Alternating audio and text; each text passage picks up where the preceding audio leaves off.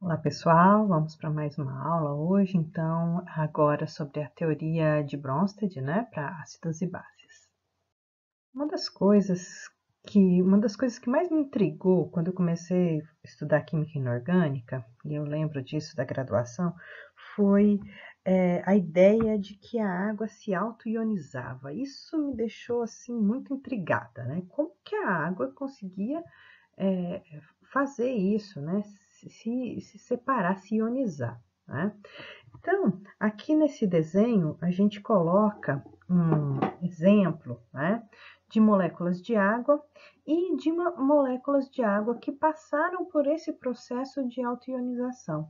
Ou seja, uma molécula de água capturando o hidrogênio de outra molécula de água. E essa molécula de água, então, agora passa a ser um íon, né, com carga positiva, que a gente vai deixar de chamar de água, então a gente vai chamar de íon hidrônio ou hidroxônio, né? E a formação, né, também de um íon OH-, ou seja, de uma hidroxila. Então, aqui a gente tem um íon com carga positiva, H3O+, e aqui a gente tem um íon com carga negativa, OH-. Né? Então, isso para mim foi muito chocante, eu não imaginava que isso acontecia. A água ela tem essa capacidade de fazer ligações de hidrogênio entre o hidrogênio e o oxigênio da água e formar quase que como se fosse um cluster assim. Então, essas ligações, elas são ligações fortes, né? Tanto que são responsáveis por várias características da água. Mas essa ideia de que a própria água sofresse autoionização, isso para mim era muito intrigante. Então, vamos estudar um pouquinho mais a respeito disso. Bom, vamos dar uma olhada nesse exemplo aqui. Eu encontrei esse exemplo num slide de um professor, eu não consigo lembrar, gente, o nome dele, então me perdoe, porque é muito legal, achei muito instrutivo. Então, olha só, o oxigênio com seus elétrons, né, aqui em verde, né, então são 6 elétrons do oxigênio, um elétron do hidrogênio, então formando aqui uma ligação covalente de compartilhamento, né, de elétrons entre o oxigênio e o hidrogênio. Tá? Esses elétrons aqui, eles ficam, né, suscetíveis, né, à aproximação, então, de uma outra molécula de água e captura desse hidrogênio da molécula do lado. Né? O que acontece, né, é que o hidrogênio vai, né? Então você acaba tendo uma carga positiva a mais. Então o que você forma aqui agora é o íon hidrônio ou hidroxônio. Né? E o que resta, né, da outra molécula de água é o íon OH-, ou seja, a hidroxila. Tá? Então, com uma carga negativa aqui. Né? Então, essa reação é a reação de autoionização da água. Né? Então, uma molécula de água é capaz de capturar o hidrogênio de uma outra molécula de água. Essa ideia eu achei bárbara, achei muito legal. Em torno de 1900, esse pesquisador aqui, que não vou me atrever a dizer o nome dele, porque eu já tentei 3 vezes e não consegui dizer, ele propõe a autoionização da água. Ele propõe que duas moléculas de água, quando juntas, né, elas podem, né, uma delas perder um próton e outra delas ganhar um próton, né, que é o caso do H3O+ aqui. E o caso de perder seria a hidroxila. Então, o íon hidrônio aqui, o hidroxônio, né, que a gente fala, ele ganhou um próton de uma molécula de água mesmo, né? Então, ele fez esses experimentos baseando-se em condutividade elétrica. Então, ele também estudou as reações de equilíbrio. Então, a reação de equilíbrio aqui, né, usando então a constante de equilíbrio aqui para mostrar essa reação química acontecendo, a gente colocaria aqui, olha, os produtos, né, que seria o H3O+ e o OH-, e aqui embaixo os reagentes, que é a própria água, que é o próprio solvente, que está em uma concentração muito alta, tá? No experimento. Então, se você pegar 55,5 mol por litro, né, você tem esse valor constante, né, dentro de um litro, e é muito alto. O que acontece é que, matematicamente, esses dois valores que são muito baixos, né, eles perdem importância numérica se a gente manter esse valor aqui, né, embaixo na equação. Então, o que a gente faz para reduzir esse problema é incorporar essa concentração junto com a constante de equilíbrio. Né? Então, o que a gente faz aqui, olha, a gente isola a água, né, junto com a constante de equilíbrio. Tá? Então, quando a gente faz isso, a gente passa a chamar essa constante de uma nova constante, que é a constante de ionização da água, o Kw. Né? Então, o que a gente vê é que para cada molécula, né, que se formou de hidroxila, de hidrônio, se forma uma molécula de hidroxila. Tá? Então, a gente tem H3O+, vezes OH-, né, como constante de ionização da água. Bom, então a reação que a gente tem é de uma molécula de água reagindo com outra molécula de água. E cada molécula de água captura, né, uma molécula de água captura um próton e a outra molécula de água perde um próton. Tá? Então, para cada uma dessas que se forma, uma dessas se forma. Tá? Então, a gente tem uma quantidade igual dessas duas espécies aqui. Tá? Com medidas de condutividade elétrica, a gente consegue acompanhar isso e verificar que a concentração das espécies positivas e negativas está em 10 a menos 7 mol por litro a 25 graus. Ou seja, a concentração de H3O+ é a mesma concentração de OH- na água a essa temperatura. Tá? Se a gente for, então, colocar isso dentro da constante de autoionização da água, substituir esses valores aqui, olha, 10 a menos 7 para H3O+ e 10 a menos 7 para OH-, o que a gente vai ter é essa multiplicação, onde a gente mantém as bases e soma os expoentes e tem esse valor, né, de 10 a menos 14. Então, a constante, né, de ionização da água tem esse valor aqui, ó, 1,0 vezes 10 a menos 14. Tá? Se a gente aplicar o logaritmo nesse valor, né, se a gente então fizer logaritmo, então a gente vai ter PKW, o P vai significar que a gente fez logaritmo menos, né, o log, né, então se a gente aplicar menos o log nesse valor, 1,0 vezes 10 a menos 14, eu vou ter que o valor de PKW é igual a 14. No ensino médio, a gente viu um valor de 14 em algum lugar. Vamos trabalhar com ele mais adiante, ok? Então, o valor da ionização da água é igual a 14. O pKa, né? O logaritmo do Kw é igual a 14. Dessa maneira, pode ser proposto, né, as seguintes ideias. Quando a solução é neutra, né, quando ela não é nem ácida nem básica, a concentração de H3O+ é igual à concentração de OH-. Então, o que a gente tem aqui é H3O+ igual a OH- igual a 1,0 vezes 10 a menos 7 mol por litro. Tá? Aqui embaixo, o que a gente propõe é que uma solução ácida, né, ela vai ter a concentração diferenciada. A concentração do H3O+ vai ser superior à concentração de OH-, porque a gente não está falando mais de água agora, a gente está falando de uma outra espécie química que em água libera H+. Se libera H+, né, ela vai ter uma concentração superior, né, de íons hidrônios aqui. Então, a gente propõe que, para uma solução ácida, ela vai ter concentração superior a 10 a menos 7 mol por litro. E uma concentração de OH- inferior a 10 a menos 7 mol por litro. Para uma solução básica, o que vai acontecer é o contrário. A hidroxila, né, vai ter concentração superior à concentração do íon hidrônio. Então, a gente vai ter uma concentração inferior a 10 a menos 7 de íons hidrônio e uma concentração superior a 10 a menos 7 de hidroxilas, quando a gente está falando, então, de um meio básico. Baseando-se nessas ideias, né, de altionização da água, o Bronsted e o Lori, eles fazem uma proposta, uma nova proposta de teoria de acidez e basicidade. Eles propõem que um ácido doa H+, e que uma base aceita H+. Ou seja, uma base para Bronsted e Lori não precisa de ter OH-, ela só precisa de aceitar um H+. Vamos dar uma olhada nessa reação aqui, olha, HCl, que a gente sabe que é ácido, né?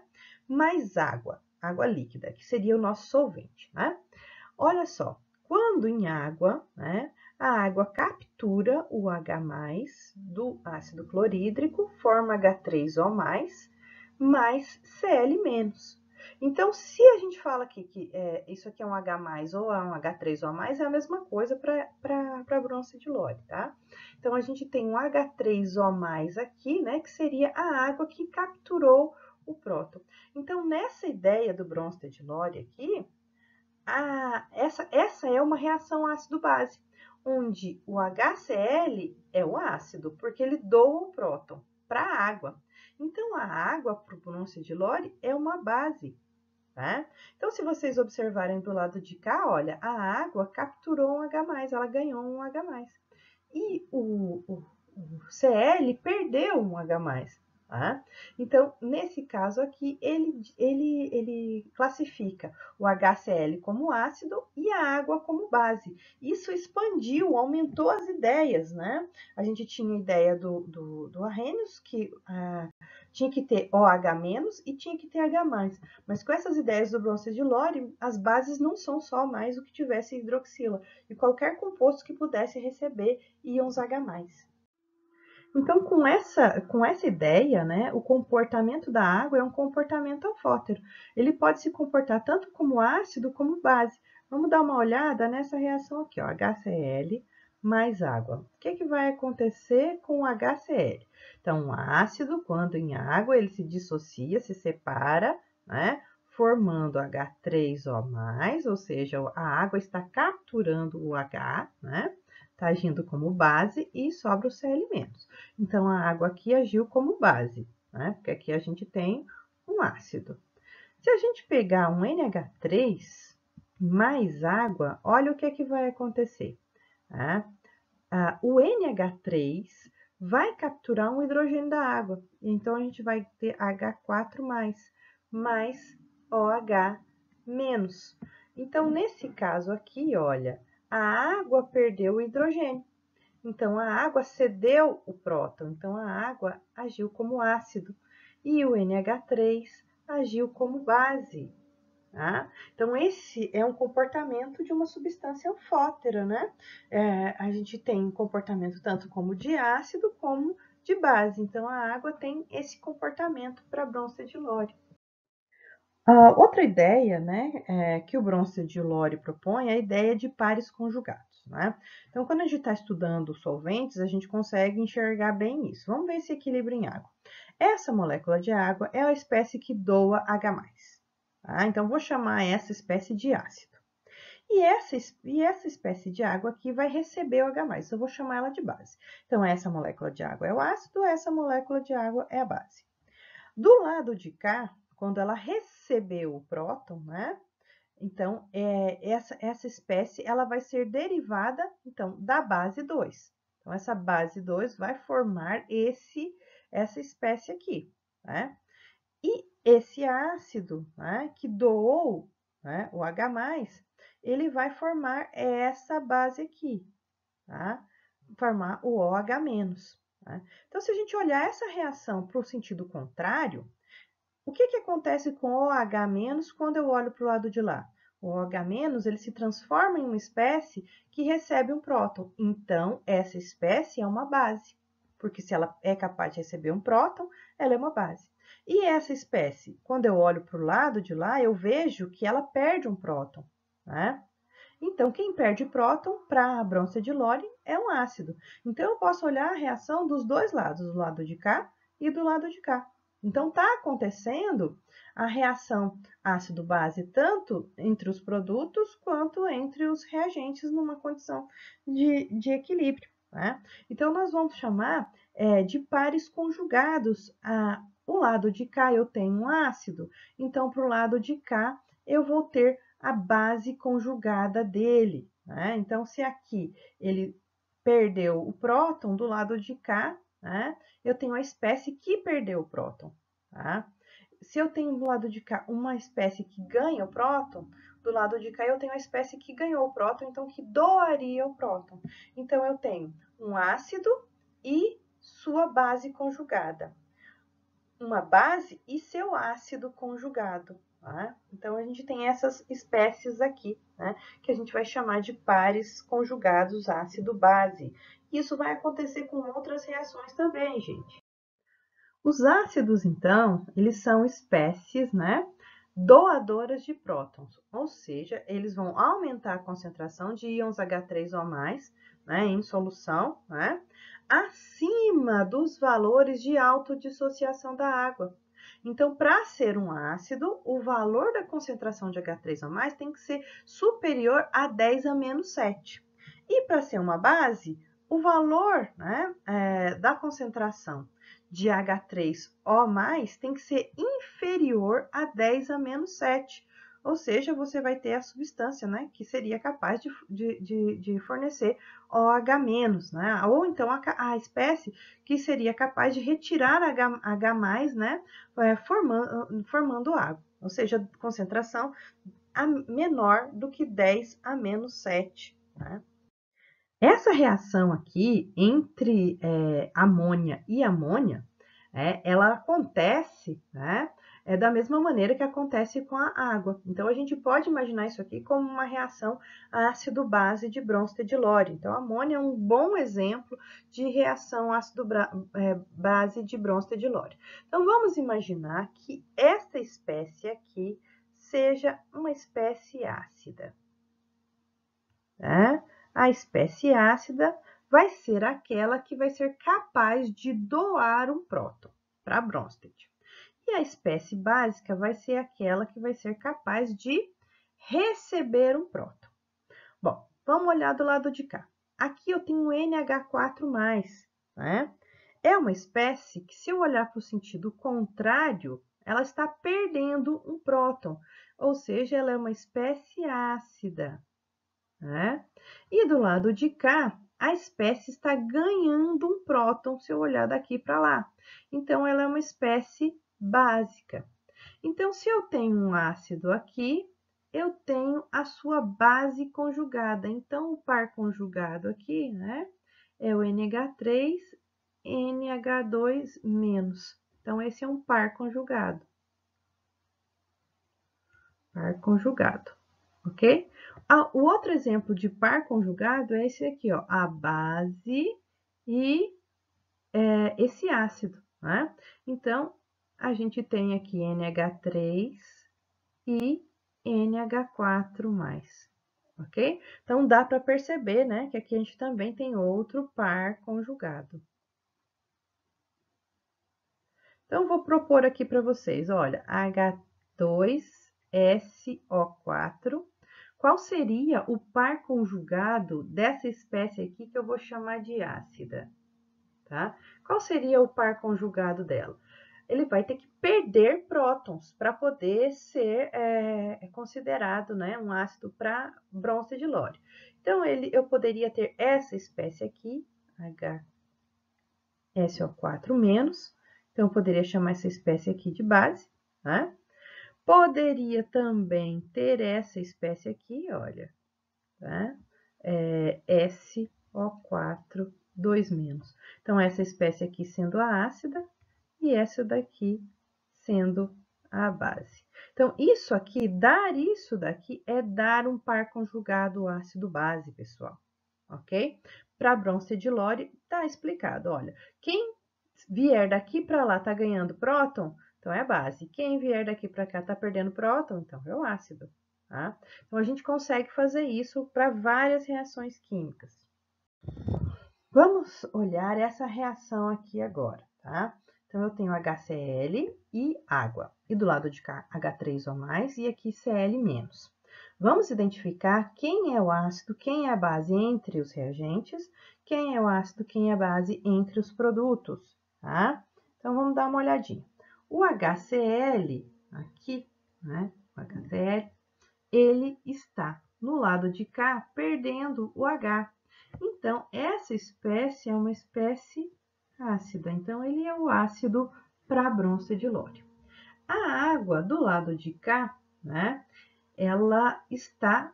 O que está acontecendo com ela aqui nos produtos? Ela está ganhando um próton. Então, quem ganha próton é uma espécie básica.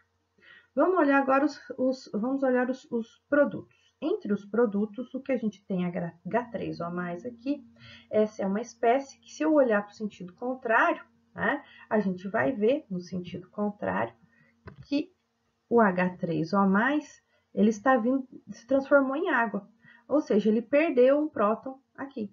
Quem perde próton é a espécie ácida, né?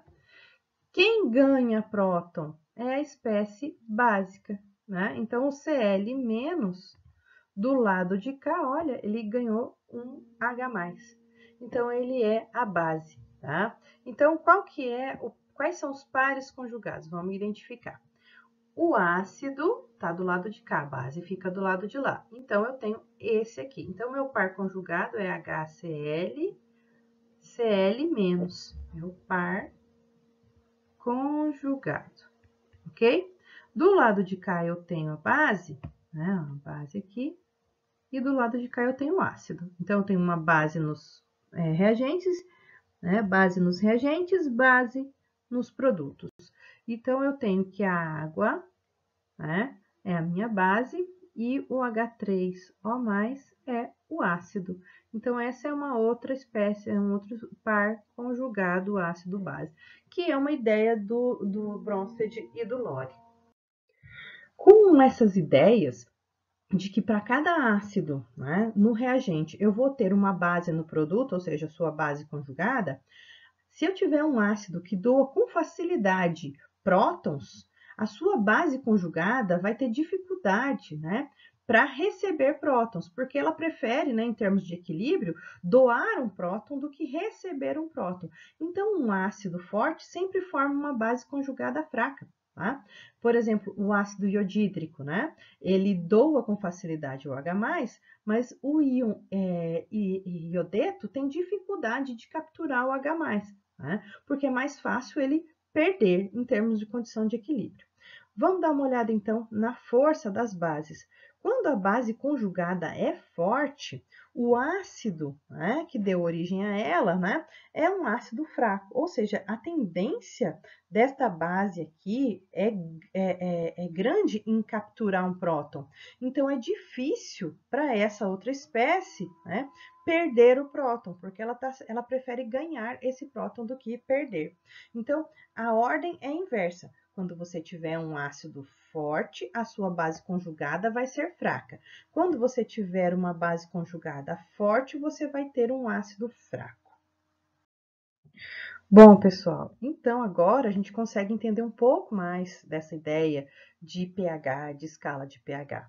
Quando a gente viu as ideias de condutividade elétrica e que a água consegue se auto-ionizar, né, numa quantidade, né, de 10 a menos 7 mol por litro, né, se você tiver 55 mols de água, só isso aqui vai se ionizar, vai se auto-ionizar. Então, você vai ter a mesma quantidade de H3O+ e a mesma quantidade de OH-. Então, quer dizer que uma quantidade anula a outra e forma água, ok? Então, essa quantidade aqui é o que a gente vai chamar de concentração para neutralidade, né? Então, a água, né, é chamada de neutra, né, quando você tem somente o valor de concentração de H3O+ e de OH-, né, o valor de autoionização da água. Então, se a gente aplica o logaritmo pH igual a menos o log da concentração do H+, eu tenho o valor de 7. Então, a minha escala de pH, ela começa aqui em 7. Então, se eu tiver concentração maior do que essa, né, de H3O+, eu tenho uma espécie que é ácida, cai aqui. Se eu tiver uma concentração menor de H3O+, e maior de OH-, eu vou ter uma concentração maior de base, então o pH vai cair aqui. Acima de 7, pHs básicos, abaixo de 7, pHs ácidos. Bom, pessoal, eu gosto muito de mostrar para vocês a grandeza dos números, né? um mol, né, por litro, né, de H3 ou mais, ou seja, dessa espécie dissociada em água, dá um pH igual a 0. Então, se eu tiver 2 aqui, o pH vai ser negativo, entendeu? Bom, e se eu transformar esse número em potência de 10, 1 é igual a 10 a 0, né, na forma de potência de 10. Esse número aqui, na forma de potência de 10, é 10 a menos 3. Então, veja, à medida que no valor de H3 ou mais, ou seja, a quantidade vai ficando cada vez menor, o valor de pH vai ficando cada vez maior. Então, quer dizer que, à medida que o pH aumenta, a acidez desse material diminui. E como eles estão sempre correlacionados, né? Então, como a gente viu lá, olha, o pKw, né, era igual a 14, né? Então, a gente tem que, quando eu tenho a concentração de pH mais a concentração de pOH, eu tenho um valor igual a 14, pessoal. Então, para que esse número esteja sempre equilibrado, se esse número aumenta, esse número diminui. Se esse número diminui, esse número aumenta. Então, o nosso valor de pKw de 14, olha só o que ele traz com ele, a ideia de que a concentração de H+, e a concentração de OH-, elas são complementares, né? Então, veja, aqui, à medida que o valor vai aumentando, né, o OH-, a espécie vai ficando mais básica, né? E isso indica que o pH vai ficando cada vez maior. Tá? Dá para perceber? Dá para notar isso, pessoal? Então, eu acho super interessante. Então, a escala de pH ela está se baseando sempre nessa ideia de que a concentração de H+, né, é a concentração de íons hidrônio aqui, ok? Tá? Então, ela traz com ela a ideia de acidez e basicidade, mas eu também posso usar pOH. Eu posso fazer o logaritmo desses valores aqui. Tá?